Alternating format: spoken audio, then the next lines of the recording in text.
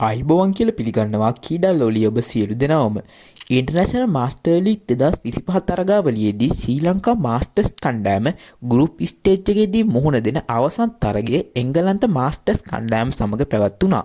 තරගය පැවැත්වුණේ ඉන්දියාවේ රායපූර්හි සහිට්වීර් නාරායනා සිං ක්‍රිකට් ක්‍රීඩාංගණයේදී. මෙම තරගයේ කාසියවතේ දිනාගත් ශ්‍රී ලංකා මාස්ටර්ස් නායක කුමාර් සංගත්කාර විසින් පළමුවෙන් පන්දු යැවීමට තීරණය කරා.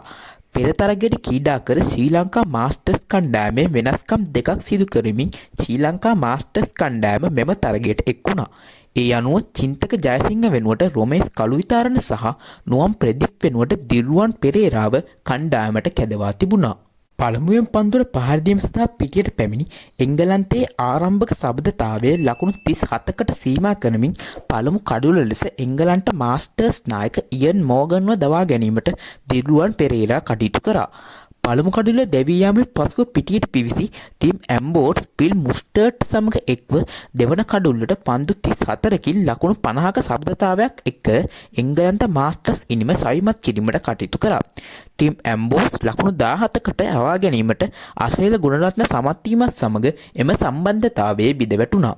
එංගලන්ත මාස්ටර්ස් ලකුණු පූර්ව කඩුළු දෙකක් දැවී ලකුණු 103ක් ලෙස දැක්වෙන විටදී එවිට අර්ධ ශතකයක් ලබා පිටියේ ස්ථාවරව සිටි පිල් මුස්ටර්ට්ව දවා ගැනීමට ඉසුරු උදාන සමත් වුණා. පිල් මුස්ටර්ට් දැවී යන විට ඔහු පන්දු 39කින් ලකුණු 50ක් රැස් කරගෙන සිටියා.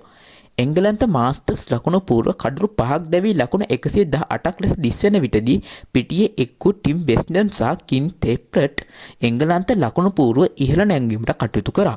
ඒ අනුව එංගලන්ත මාස්ටර්ස් ඉනිම පන්දුවාර 20ක් අවසානයේදී කඩුළු 5ක් දැවී ලකුණු 146ක් ලෙස දිස් වුණා. එංගලන්ත මාස්ටර්ස් ඉනිමේ ඉහළම ලකුණුලාභියා වූ පිල් මුස්ටර්ට් අර්ධ ශතකයක් වාර්තා කරමින් ලකුණු 50ක් වාර්තා කිරීමට සමත් වුණා. ශ්‍රී ලංකා මාස්ටර්ස් වෙනුවෙන් විශිෂ්ට පන්දු යැමක නිරතු ඉසුරු උදාන සහ අසේල ගුණරත්න ලකුණු 21කට එක කඩුල්ලක් බගින් පිදහෙලීමට සමත් වුණා. පිළිතුරු ඉනිම ඇරඹූ ශ්‍රී ලංකා මාස්ටර්ස් කණ්ඩායමේ ආරම්භක පිත්කරුවන් දෙදෙනා වන කුමාර් සංගත්කාර සහ රොමේෂ් කළුවිතාරණ ආරම්භයේ සිටම ප්‍රවේගකාරී පිතිහරවයක නිරත වුණා. ආරම්භයේ සිටම ප්‍රවේගකාරී ඉනිමත් දියත් කර කුමාර් සංගත්කාර විසින් පන්දු 22ක් පමණක් වැය කරමින් තම ආද ශතකය වාර්තා කිරීමට සමත් වුණා. ආරම්භක පිතිකරුවන් දෙදෙනාට ලකුණු 100 සීමාව පසුකීමට වැය වුණේ පන්දු 47ක් පමණයි. ශ්‍රී ලංකා කණ්ඩායමේ පළමු කඩුල ලෙස රොමේෂ් කළුවිතාරණ ලකුණු 16කට දැවී ගියා. එම වෙන විට ශ්‍රී ලංකා ලකුණු පූර්ව පන්දුවාර 9යි එක පන්දුවක් අවසානයේදී ලකුණු 108ක් ලෙස දිස් වුණා. රොමේෂ් කළුවිතාරණගේ දැවී යාමෙන් පසුව කුමාර් සංගත්කාර සහ පිටියේ එක්කු අසේල ගුණරත්න දෙවන කඩුල්ලට පන්දු 22කින් වේගවත් ලකුණු 42ක නොබිදුණු ශබ්දතාවයක් ගොඩනගමින් කණ්ඩායම ජයග්‍රහණය කරා රැගෙන ගියා.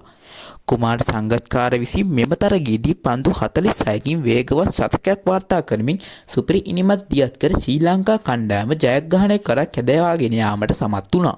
ශ්‍රී ලංකා මාස්ටර්ස් කණ්ඩායම පන්දුවාර 12යි පන්දු 5ක් අවසානයේදී කඩලු එකක් පමණක් දැවී ජයග්‍රාහී ලකුණු 147 සීමාව පසු කරගෙන ගියා. ඒ අනුව මෙම තරගයෙන් කඩලු 9ක ජයක් ශ්‍රී ලංකා මාස්ටර්ස් කණ්ඩායමට හිමි වුණා. තරගයේ වීරයා සම්මානය පන්දු 47කින් වේගවත් ලකුණු 106ක් රැස් කර කුමාර් සංගත්කාරට හිමි වුණා.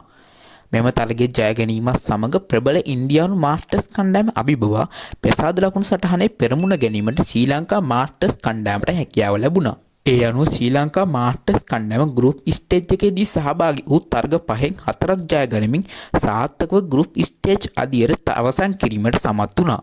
ඉදිරියට පැවැත්වෙන අවසන් පූර්ව වටේ තරග පිළිබඳ විස්තර සමගින් නැවතත් හමු වීමේ බලාපොරොත්තුෙන් අද මම වීඩියෝ එක අවසන් කරනවා. තාමත් channel එක subscribe කරලා නැති කවුරු හරි ඉන්නවනම් අනිවාර්යයෙන්ම channel එක subscribe කරලා bell icon එකත් click කරලා තියාගන්න. එහෙනම් අද මම ගිහින් එන්නම්. ඔබ සැමට ජයග්‍රාහී සුබ දවසක්.